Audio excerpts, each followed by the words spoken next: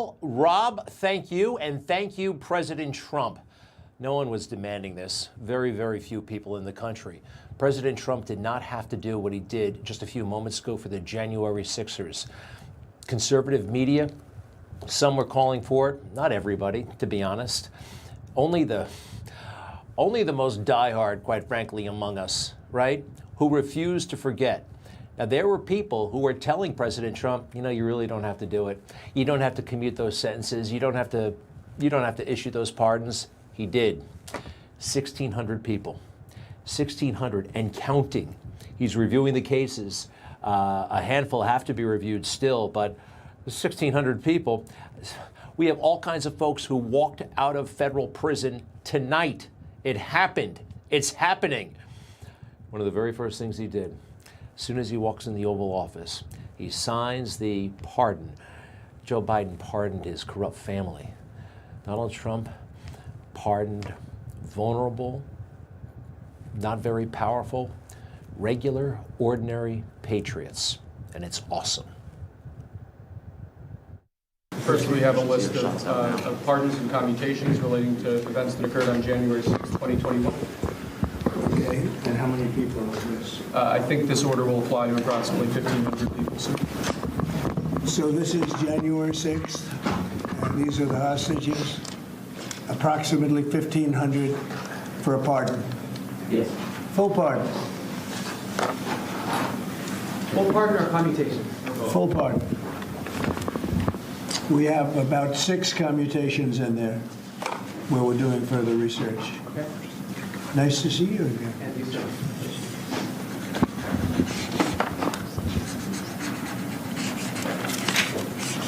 So this is a big one. Anything you want to explain about this? We hope they get them. We hope they come out tonight, frankly. We're expecting it. Approximately 1,500 people. Six commutations. And they have started to come out of prison tonight. Now remember, these people were over-persecuted, over-prosecuted, harassed. Remember the FBI, stormtroopers raiding the home of our friend Christopher Cuny, a United States Marine who never harmed anybody. On January 6th, he didn't break anything, he didn't hurt anybody, he didn't touch a law enforcement official. And look at that. 7 stormtroopers show up at his house. A tank in the front of the house, a tank in the back of the house. Tonight, he is a free and clear man, and so is Enrique Tarrio. Enrique Tarrio, the head of the Proud Boys, not a white supremacist, one of the biggest media lies of the past 4 years. Just a guy who is being a guy, exercising his constitutional rights, who, to the extent he did anything wrong, it was a setup. A total and complete setup. This is glorious. In my opinion, absolutely glorious. I am thrilled. And I am thrilled that President Trump is president once again. What were you thinking during his inaugural address? It was a long one, 30 minutes, but it didn't seem long to me. Every paragraph told a story. Now, 30 minutes, but we took together some of our favorite parts, and here's a sample. I return to the presidency confident and optimistic that we are at the start of a thrilling new era of national success. A tide of change is sweeping the country, sunlight is pouring over the entire world, and America has the chance to seize this opportunity like never before. But first, we must be honest about the challenges we face. While they are plentiful, they will be annihilated by this great momentum that the world is now witnessing in the United States of America. My recent election is a mandate to completely and totally reverse a horrible betrayal and all of these many betrayals that have taken place, and to give the people back their faith, their wealth, their democracy, and indeed their freedom. From this moment on, America's decline is over. Just a few months ago, in a beautiful Pennsylvania field, an assassin's bullet ripped through my ear. But I felt then, and believe even more so now, that my life was saved for a reason. I was saved by God to make America great again. That is why each day under our administration of American patriots, we will be working to meet every crisis with dignity and power and strength. We will move with purpose and speed to bring back hope, prosperity, safety, and peace for citizens of every race, religion, color, and creed. For American citizens, January 20th, 2025 is Liberation Day. America will reclaim its rightful place as the greatest, most powerful, most respected nation on earth, inspiring the awe and admiration of the entire world. Ambition is the lifeblood of a great nation, and right now our nation is more ambitious than any other. There's no nation like our nation. Americans are explorers, builders, innovators, entrepreneurs, and pioneers. The spirit of the frontier is written into our hearts. The call of the next great adventure resounds from within our souls.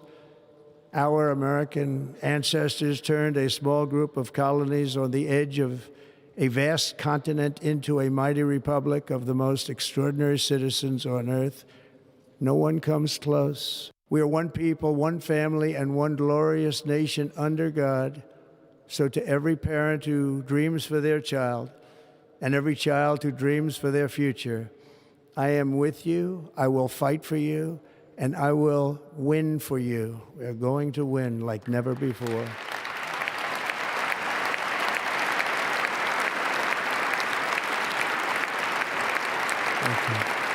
Thank you.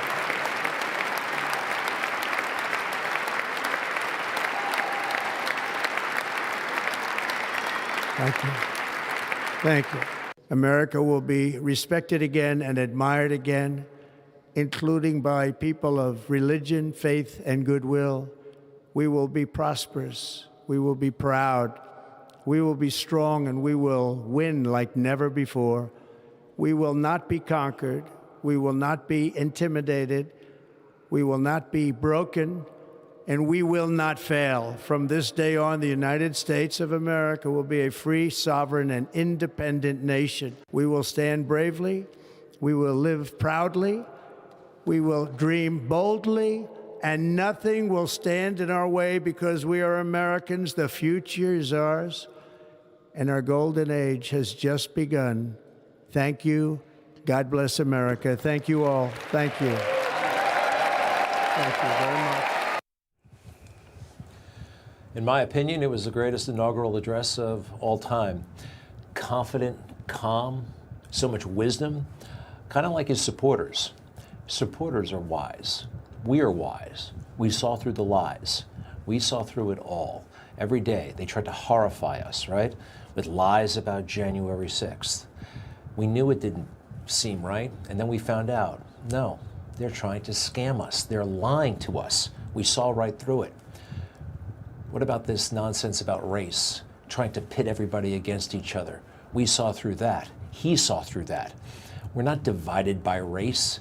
It's not particularly relevant. We're about America.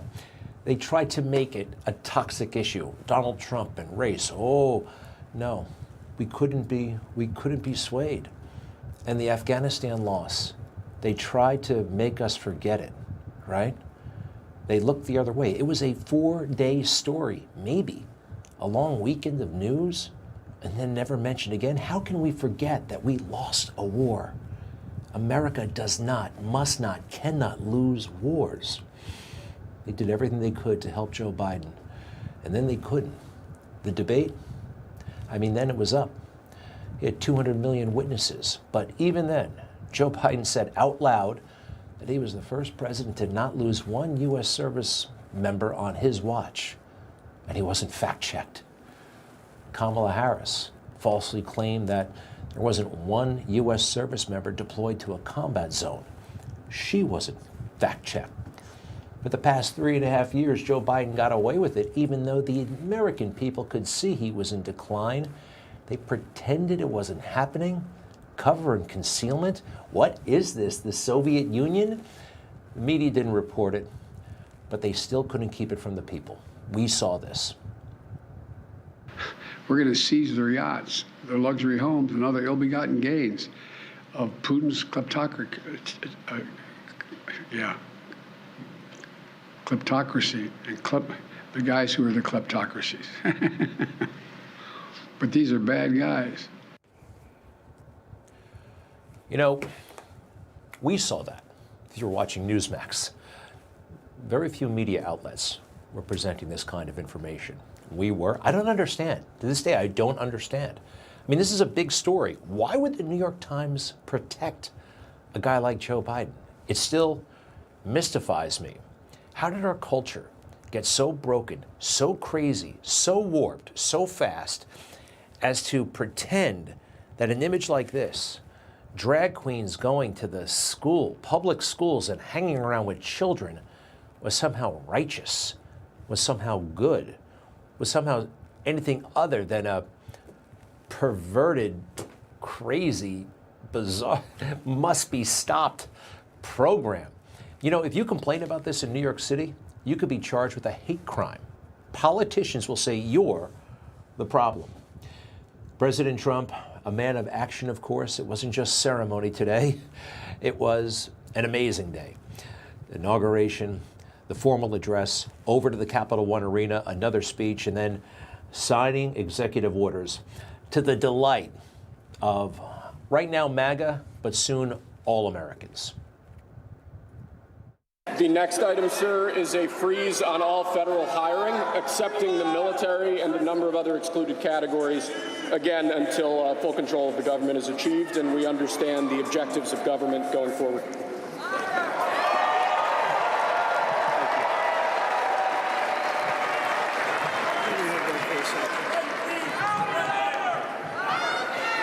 Could you imagine Biden doing this? I don't think so. I don't think so. President Trump, we believe, has talked more to the American people directly today, even give and take with reporters at the Oval Office, more than Joe Biden has done in a year. It's astounding.